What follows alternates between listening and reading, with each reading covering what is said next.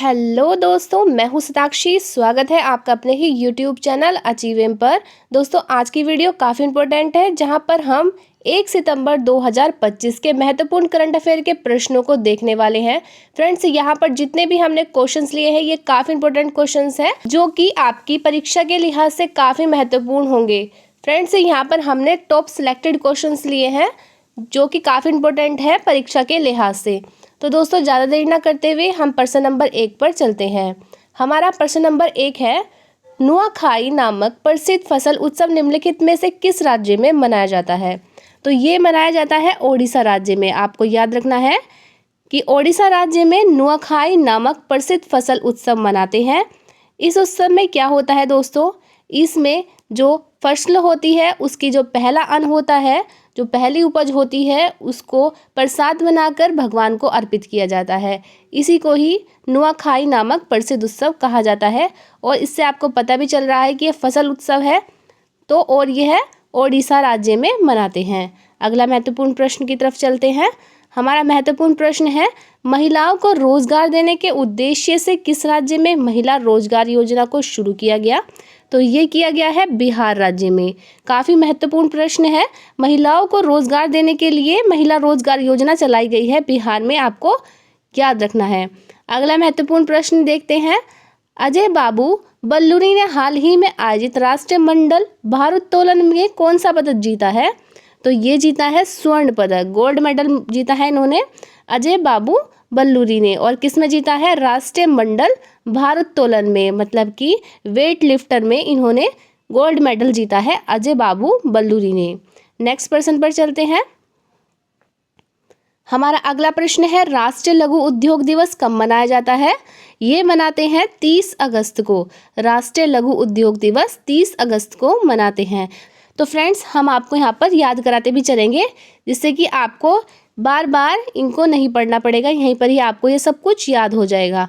और हम ये क्वेश्चंस आपके 5 मिनट में ही कंप्लीट करा देंगे। रेलवे बोर्ड का अध्यक्ष हाल ही में किसे नियुक्त किया गया?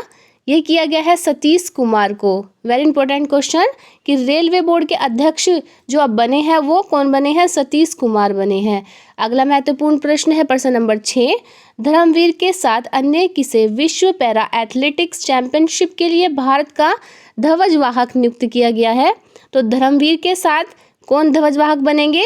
प्रीतिपाल। आपको याद रखना है, धर्मवीर और प्रीतिपाल जो है ये भारत के ध्वजवाहक बनेंगे। किसमें? विश्व पैरा एथलेटिक चैंपियनशिप में। अगला महत्वपूर्ण प्रश्न देखते हैं।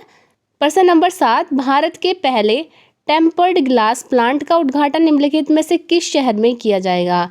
जितना भी ये पहले वाले होते हैं तो ये भी काफ़ी इंपॉर्टेंट होते हैं। तो भारत के पहले टेम्पर्ड ग्लास का जो उद्घाटन होगा वो नोएडा में होगा। तो आपको याद रखना है, भारत के पहले टेम्पर्ड ग्लास प्लांट का उद्घाटन नोएडा में होगा। अगला महत्वपूर्ण प्रश्न है प्रश्न नंबर 8, सेफ अंडर 17 महिला चैंपियनशिप 2025 का खिताब किसने जीता? ये भारत ने जीता है।